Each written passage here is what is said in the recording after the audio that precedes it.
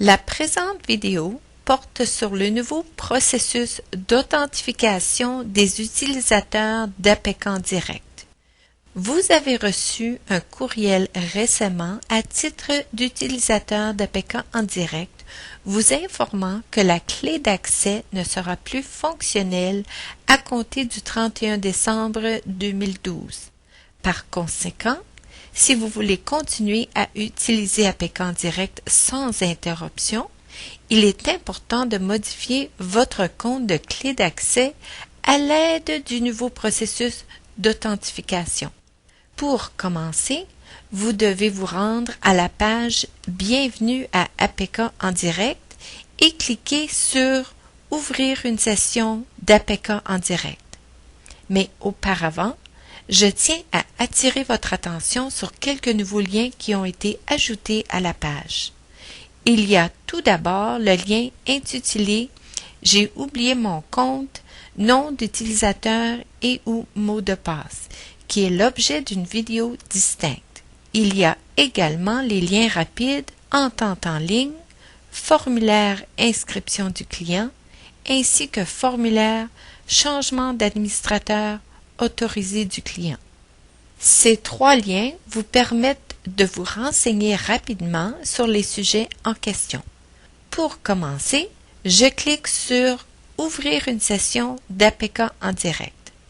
Vous pouvez constater ici une zone en gris qui s'adresse à vous en tant qu'utilisateur existant d'APK en direct et qui vise la modification de votre compte pour l'utilisation d'un nouveau mode d'authentification.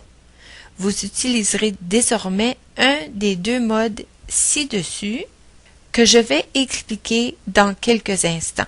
Vous pouvez constater ici que nous avons conservé le bouton « Ouvrir une session » dans Clé d'accès, mais seulement jusqu'à la fin décembre. Dès le 1er janvier 2013, il ne sera plus disponible. Entre-temps, vous pouvez continuer à vous brancher à APK en direct avec votre clé d'accès. Néanmoins, nous vous encourageons à modifier votre compte APK en direct dès votre première ouverture de session après avoir reçu cet avis. Vous devez tout simplement cliquer sur « Changer mon compte APK en direct ». La première étape consiste à ouvrir une session en utilisant votre compte actuel, c'est-à-dire à l'aide de votre clé d'accès. Maintenant, vous cliquez sur « Ouvrir une session ». Voici l'écran Clé d'accès que vous devez déjà connaître. Tapez votre ID utilisateur et mot de passe dans les champs prévus à cette fin et cliquez sur « Ouvrir une session ». Bon, alors je tape mon ID utilisateur et ensuite mon mot de passe et je clique sur « Ouvrir une session ». L'accès au compte est établi et vous cliquez sur « Continuer ». Et maintenant, la deuxième étape. Tout d'abord, le système vous indique que vous êtes bien branché à votre compte de clé d'accès. Vous voyez le nom et l'adresse électronique associés au compte ici. À la deuxième étape, nous allons créer un compte. Veuillez noter le lien ici intitulé « Comment puis-je créer un compte pour APK en direct ?» Il vous donne accès à la vidéo qui porte sur l'inscription du client que vous pouvez également trouver en cliquant sur « Aide » ici. Jusqu'au 31 décembre 2012, vous pouvez consulter la vidéo actuelle sur l'inscription du client.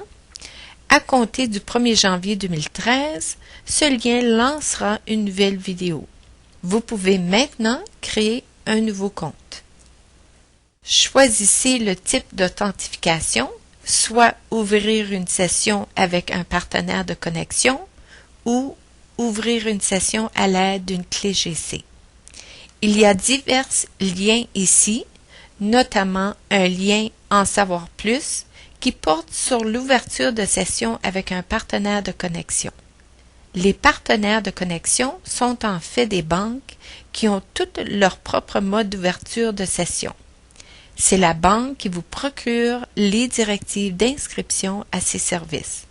Donc, si vous cliquez sur ce bouton, vous obtenez la liste des institutions bancaires. Choisissez votre banque, communiquez avec elle et suivez les directives qu'elle vous fournira. Peut-être vous avez déjà un compte auprès d'une banque qui vous donne accès à des renseignements sécurisés. Si c'est le cas, vous n'avez qu'à ouvrir une session avec votre compte. Pour les besoins de la présente vidéo, nous allons créer un compte qui utilise une clé GC. Il y a un lien ici qui vous procure la liste des partenaires de connexion disponibles. Vous pouvez également consulter les avis importants portant sur l'ouverture de session avec un partenaire de connexion. Puis vous avez le lien vers foire aux questions visant ces deux services. Il ne s'agit pas de la foire aux questions élaborée par l'APK qui se trouve plutôt dans le menu d'aide, ici en haut de l'écran. Cette foire aux questions porte spécifiquement sur ces deux options. Je clique maintenant sur « Ouvrir une session à l'aide d'une clé GC ». Comme je n'ai pas encore de compte utilisant la clé GC, je clique sur « S'enregistrer » ici, à gauche, ou sur le lien « S'enregistrer » ici. J'accepte les modalités d'utilisation, puis je suis les directives de création du compte. Ici, j'entre un ID utilisateur, je choisis 3 questions de récupération et j'entre un nouveau mot de passe. Vous pouvez utiliser le même nom d'utilisateur et le même mot de passe que vous avez déjà pour votre clé d'accès si ce nom d'utilisateur n'est pas déjà pris ici et que le système l'accepte. Autrement, vous devez choisir un nouveau nom d'utilisateur et un nouveau mot de passe. Je vais tenter de garder le même nom d'utilisateur que celui de ma clé d'accès. Je sélectionne d'abord 3 questions. J'indique Washington, ma personne mémorable, mon indice et ma date mémorable. Tournée du siècle. Vous pouvez constater que les critères de la liste de contrôle des ID utilisateurs sont tous cochés. J'ai aussi une liste de contrôle du mot de passe.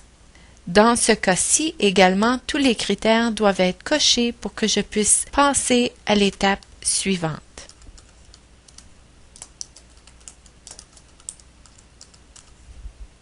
Ils sont tous cochés, donc je clique sur « Continuer ». Vous voyez ici que la clé GC indique que l'ID utilisateur n'est pas disponible, le mot de passe créé effacé, le mot de passe de confirmation effacé. Donc, l'ID utilisateur et le mot de passe sont déjà pris par un autre utilisateur. Alors, je dois maintenant rentrer un nouveau ID utilisateur. Bon, je descends et je vois que mes questions de récupération sont encore en place et je vais mettre un nouveau mot de passe.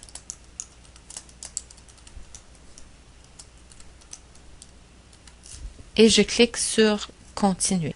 Je constate que mon inscription à la clé GC est terminée et je clique sur « Continuer » pour revenir aux étapes d'APK en direct. Mon compte actuel clé d'accès et mon nouveau compte clé GC sont indiqués ici. Le système m'invite alors à passer à la 4e étape pour confirmer la création de mon nouveau compte. Vous confirmez que vous êtes prêt à changer votre compte pour APK en direct en cliquant sur le bouton « Confirmer mon nouveau compte » ci-dessus. Lorsque votre compte a été changé, vous devez toujours utiliser votre nouveau compte pour vous connecter à APK en direct.